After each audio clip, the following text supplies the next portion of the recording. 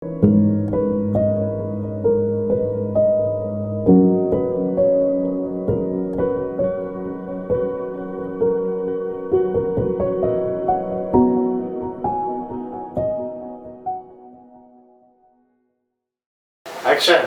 குட்டீஸ், இன்றைக்கி நம்ம யார் கதையை பார்க்க போகிறோன்னு கேட்டால் தானியேலுடைய ஒரு நல்ல தீர்மானத்தில் அவங்க உறுதியாக நின்ன பைபிள் ஸ்டோரியை தான் இன்றைக்கி உங்களுக்கு சொல்ல போகிறேன். எல்லோரும் ரெடியாக இருக்கீங்களா? ஒரு பெரிய தேசம் இருக்குது, பிரம்மாண்டமான தேசம். அந்த தேசத்தில் நெபுகாத் நேச்சார்னு ஒரு ராஜா ஆண்டுக்கிட்டு இருக்கிறாங்க.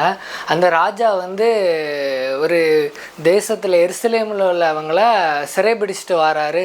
அவங்க என் பேச்சை கேட்கணும், எனக்கு கீழே இருக்கணும்னு சொல்லிட்டு அப்போ தான் இந்த 4 பேரும் வராங்க. யார் அப்படின்னு கேட்டால் நம்முடைய ஹீரோவான தானியேல் வராங்க, அனனியா வராங்க, மிஷாவேல் வராங்க, அசரியா வராங்க.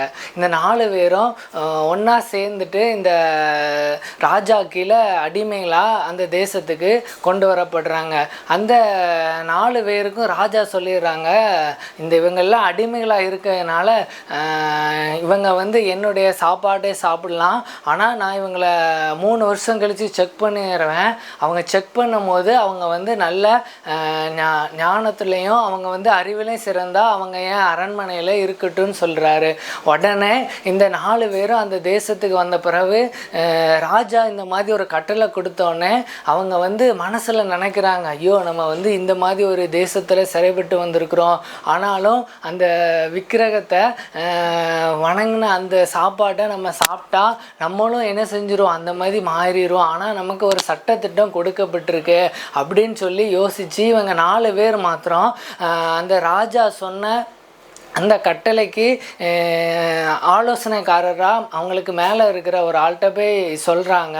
இல்லை நாங்கள் மேல்சார்னு ஒருத்தங்கிட்ட போய் இந்த 4 பேரும் போய் சொல்கிறாங்க, இல்லை நாங்கள் நான் சாதாரண சாப்பாடு எங்களுக்கு போதும், எங்களை ஒரு 10 நாள் வரைக்கும் நீங்கள் டெஸ்ட் பண்ணி பாருங்கள் அப்படின்னு சொல்கிறாங்க. நாங்கள் பருப்பு மட்டும் எங்களுக்கு தாங்க, தண்ணி மாத்திரம் எங்களுக்கு குடிக்க தாங்கன்னு சொன்ன உடனே மேல்சார் ஓகே நானும் உங்களை 10 நாள் வரைக்கும் டெஸ்ட் பண்ணுறேன்னு சொல்லிட்டு சரின்னு சொல்கிறாரு. இந்த 10 நாள் கழித்து அவங்கள டெஸ்ட் பண்ண பிறகுமே அவங்களுக்கு அந்த ராஜாவுடைய அந்த முகக்கலையும் அதே மாதிரி அவங்களுடைய சரீரமும் அப்படியே காணப்பட்டுச்சான். அதுக்கப்புறமும் அந்த 3 வருஷத்துலேயும் இவங்க செக் பண்ணும்போதும் ராஜா இதே மாதிரியே அவங்களுக்கு இருக்க கொடுங்க அப்படின்னு சொல்லி மெல்சாட்டுக்கும் கட்டளை கொடுத்துருந்தாங்க.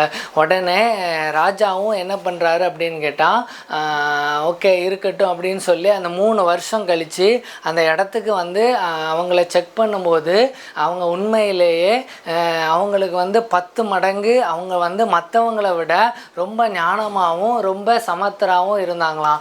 ஸோ நம்மளும் நம்முடைய ஒவ்வொரு காரியத்திலையுமே ஆண்டவருக்கு யோசிக்கணும், ஏன் அவங்க அந்த சாப்பாடை வேண்டான்னு சொன்னாங்க அப்படின்னு கேட்டால் என்னதான் இருந்தாலும் அந்த சாப்பாடு விக்கிரகத்துக்கு வழங்கப்பட்ட சாப்பாடு. ஸோ நம்மளும் இதை சாப்பிட்டா அது இஸ்ரவேல் தேசத்தில் நம்ம வந்திருக்கிறோம், ஸோ நமக்கு நல்லதில்லை அப்படின்னு சொல்லி அவங்க சாப்பிடாமலே இருந்துட்டாங்க. ஸோ அதனால் அவங்க ஆண்டவருடைய நாமத்தை மகிமைப்படுத்தினாங்க.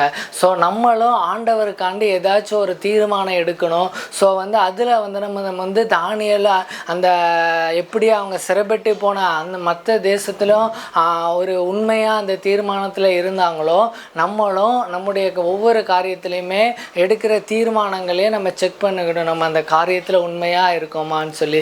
சரிங்களா பிள்ளைங்களா? அண்ணன் இன்றைக்கி நல்ல ஸ்டோரிஸ் நான் கேட்டிருப்பீங்க. இப்போ அண்ணன் உங்களுக்காண்டி ஜெபம் பண்ண போகிறேன். அன்புள்ள இயேசப்பா, இன்றைக்கு நாங்கள் கற்றுக்கொண்ட கதையிலிருந்து நாங்கள் படித்தது போல தானியேல், அசரியா, மிஷாவேல் அவர்களைப் போல நாங்களும் ஆண்டவரே ஞானமுள்ளவர்களாக மாறுவதற்கு ஆண்டவரே நாங்கள் எடுக்கிற ஒவ்வொரு தீர்மானத்திலையும் தொடர்ந்து நிலைத்திருப்பதற்கு உதவி செய்யுங்க. ஒவ்வொரு காரியத்திலையும் ஆண்டவரே சப்பா நாங்கள் புதிதாக தீர்மானங்கள் எடுக்கும்போது அதிலே அவர்களைப் போல நாங்கள் ஆண்டவரே சப்பா நாங்கள் உறுதியாக நின்று ஆண்டவரே சப்பா உமக்கு பிரியமாக வாழ எங்களுக்கு உதவி செய்யுங்க.